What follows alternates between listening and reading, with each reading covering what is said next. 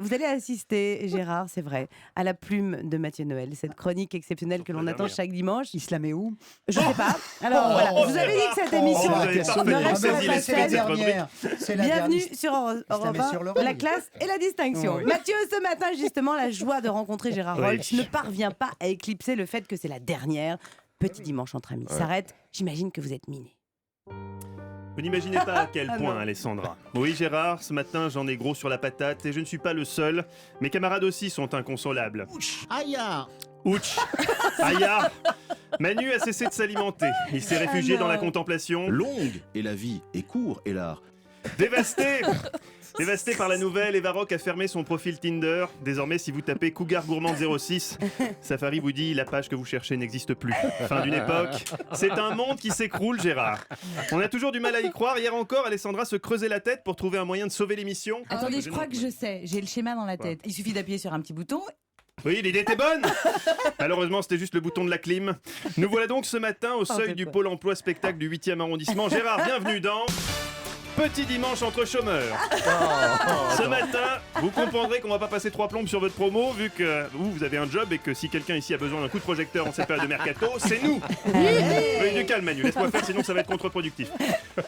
Ce matin, je vais donc consacrer l'essentiel de ma chronique à expliquer aux patrons d'RTL et France Inter pourquoi ils auraient tout intérêt à miser sur nous.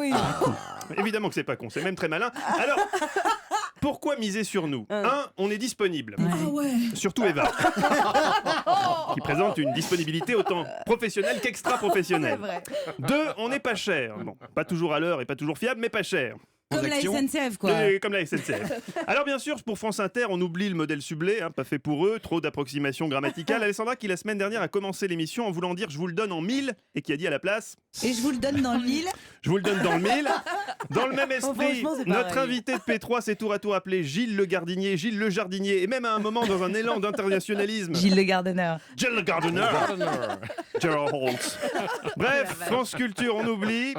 France Culture qui pourrait en revanche réaliser une belle opération en recrutant celui qu'on surnomme en interne le Einstein des ondes. C'est exactement ça. Véritable prodige du journalisme, l'esprit aventureux et nomade d'un Saint-Exupéry, hélas coincé dans le corps sédentaire de Léon Zitrone. Voici Emmanuel Manu, inlassable pionnier de l'info, dont les meilleurs sujets resteront indéniablement l'étude sur le top 3 des phrases qui reviennent le plus souvent dans les polars. Crève, tu vas payer, trop tard.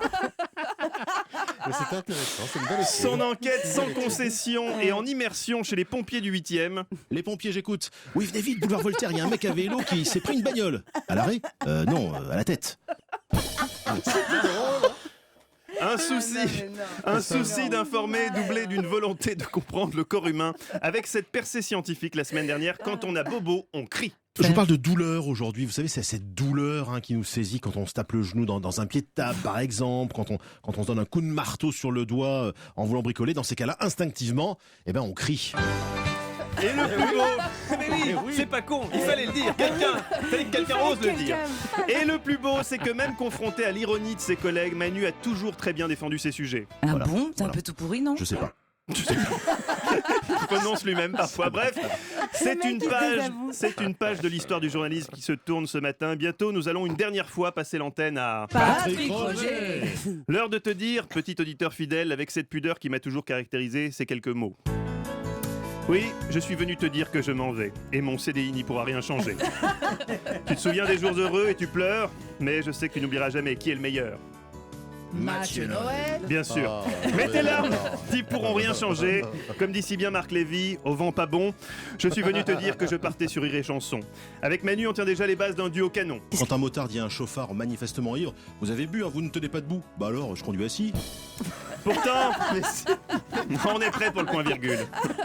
Pourtant, cette sortie a également un goût de déception. Pour notre dernière, on imaginait que la rédaction d'Europe 1 se serait mobilisée, qu'une haie d'honneur nous attendrait, qu'on aurait eu droit à un gros gâteau. Un gros gâteau, duquel serait sorti... C'est trop tard, le son est parti, c'est pas grave. Mais rien, pas un sapeur-pompier à l'horizon, pas un gâteau, pas un tuc. C'est ainsi qu'on se quitte, c'est dommage. Tâchons quand même de positiver, car en réfléchissant bien, si nous sommes au chômage, ça veut dire aussi que nous sommes en vacances. Et qui dit vacances dit pina colada. Qui dit pina colada dit monoeil sur la peau, frisson sous le maillot. Oui Manu, Saint-Barth pour les uns, Mykonos pour les autres. Gérard, on vous laisse. Alessandra, une ultime question pour Gérard.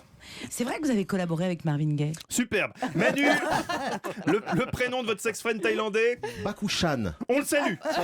Bonnes vacances. Mathieu Noël sur l'antenne d'Europe 1. Une chronique évidemment que vous retrouvez sur Europe 1.